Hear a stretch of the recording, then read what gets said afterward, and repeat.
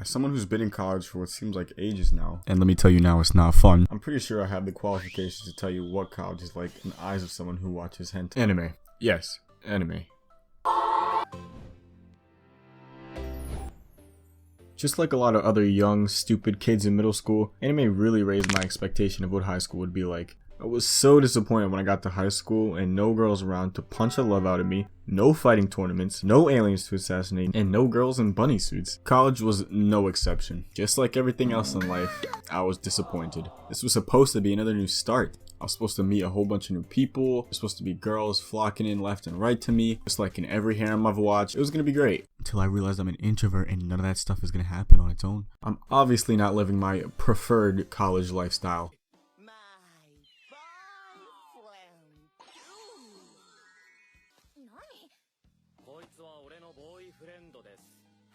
But on a serious note, in terms of watching anime, there's obviously a lot less time to watch and often no time at all.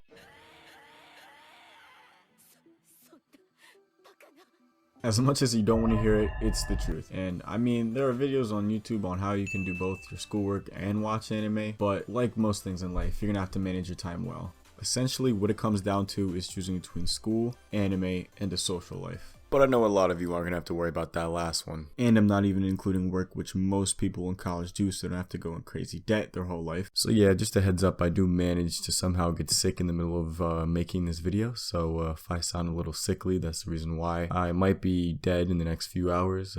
Let's hope so. That's the reason why I may sound different, if you were wondering. But yeah, as I was saying before, I had to explain how COVID's little cousin jumped me in my sleep. You'll have to manage your time a lot better to be able to watch anime as often as you might want to. Don't get it twisted. I'm not saying it's impossible, but it's definitely a lot more of a challenge.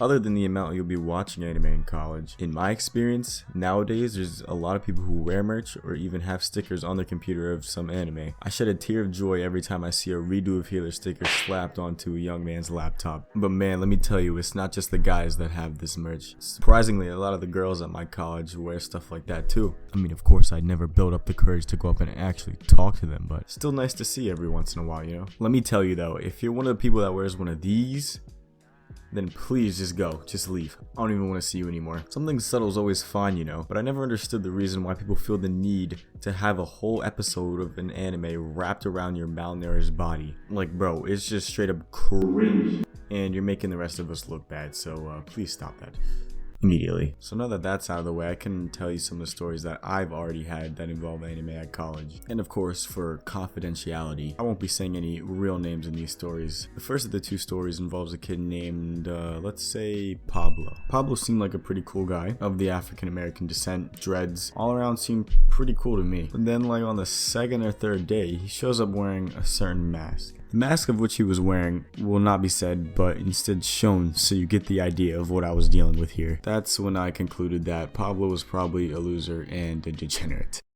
But the second after I have that thought in my head, the professor says that she's gonna put us in groups.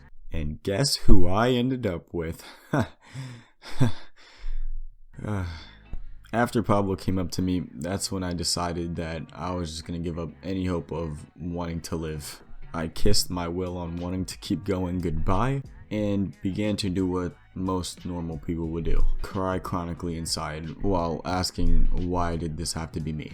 But after talking and getting to know him, funny enough, Pablo ended up being a pretty cool guy. So the moral of the story, I guess, is wear these masks. You will not get bullied, I promise. So in this second story, we'll be talking about someone we'll call Tyrone. See now, Tyrone is really white. Oh, you expected me to say something else, didn't you? But no, this man is white. You're a generic anime watcher, blonde hair over the face, kinda edgy looking guy that doesn't really talk much, and I wouldn't go up and talk to myself personally. The weirdness was strong with this one. He was definitely one of those kids in middle and high school who would try and put you in a genjutsu and try using Dragon Ball moves in real life and then immediately Naruto running away from you when it doesn't work. Yeah, all in all, a pretty weird dude. So we had to present our creative writings in front of the class, right? Before this man even got to the front of the class, there was already 3 major red flags.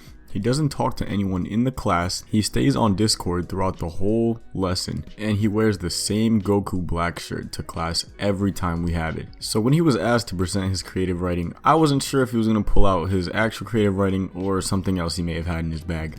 Lucky for everyone else in the class's sake, it was his creative writing, and he went up to the front of the class. Once he got up there, I kid you not, this man prefaced his writing by saying, "If you've watched Evangelion Neon Genesis, it is very similar to that." That's when I knew we were in for a ride. See, now bear in mind, this is a classroom full of people who are into sports and normal activities, right? I guarantee you that I was the only one in the classroom who knew what he was even talking about. After 5 minutes of him mumbling and trying to understand what he's saying through his hair, he finishes his story about a disaster in Tokyo or something along those lines. I don't know, I couldn't tell you. After hearing what he had to say, it kind of changed me though.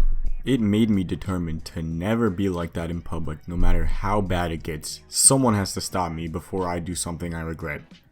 But yeah, those have been some of my experiences in college. Let me know some of yours down below in the comments section. And if you don't go to college, you can boast in the comments about how you're so much happier than everyone else who does. I put a lot more editing into this video than the last, so I'd greatly appreciate if you could leave a like. Making this video with school and work going on wasn't really easy, so you better like it. And with finals coming, God knows when the next video will be out, so just bear with me in that aspect. Other than that, I hope you guys have a great day, and I'll see you later.